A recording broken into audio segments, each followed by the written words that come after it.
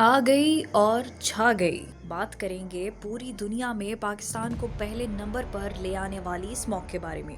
Smog दर हकीकत दो अल्फाज धुएं और धुंध का मुरक्कब है और इसे ज़मीनी ओजोन भी कहा जाता है।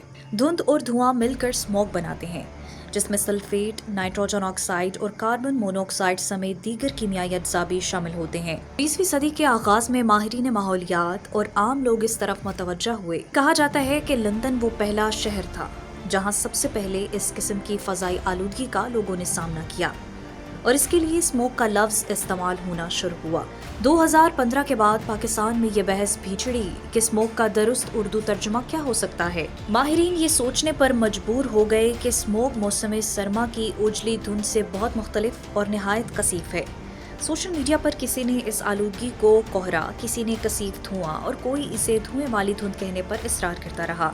आज से चंद बरस कबल तक मौसम सरमा के आगाज पर हमें खुशगवार तब्दीली का एहसास होता था, लेकिन माहौलियाती आलूदगी में इजाफे के बायस अब ये तब्दीली तकलीफ देह स्मोक की सूरत जाहिर होती है।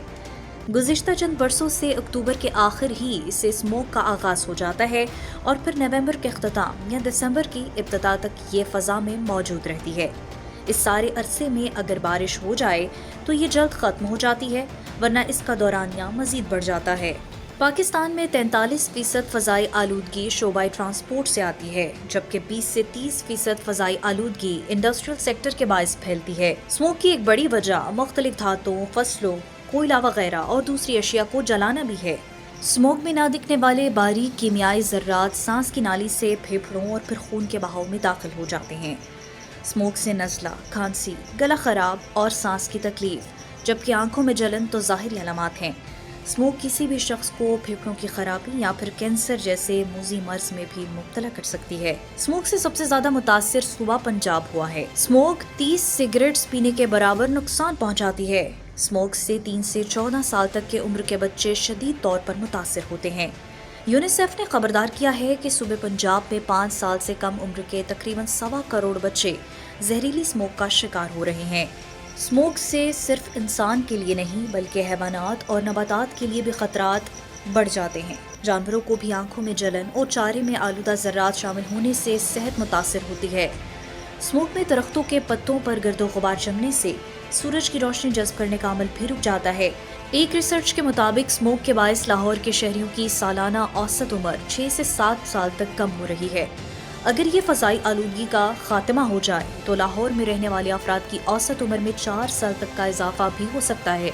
स्मोक के तदारुक के लिए हुकूमत सिर्फ ज़बानी जमा खर्च करने के अलावा कुछ भी नहीं कर रही। हैरत अंगेज तौर पर स्मोक के सीजन में हुक्मरान और जिम्मेदार शहर में मौजूद ही नहीं है, बैरून मुल्क सैर सपाटों में मसरूफ हैं। हुकूमत को तामीराती काम रोकने के लिए मौसर काम करना चाहिए था। धुआं छोड़ने वाली गाड़ियों को जुर्माने के बजाय बंद किया जाना चाहिए था, जबकि फसलों की बाकियात जलाने से रोकने के लिए डिप्टी कमिश्नर्स को फील्ड्स में मौजूद होना चाहिए। स्मार्ट लॉकडाउन और मार्केट्स 8 बजे बंद करने पर भी संजीदगी से अमल दरामद की जरूरत है।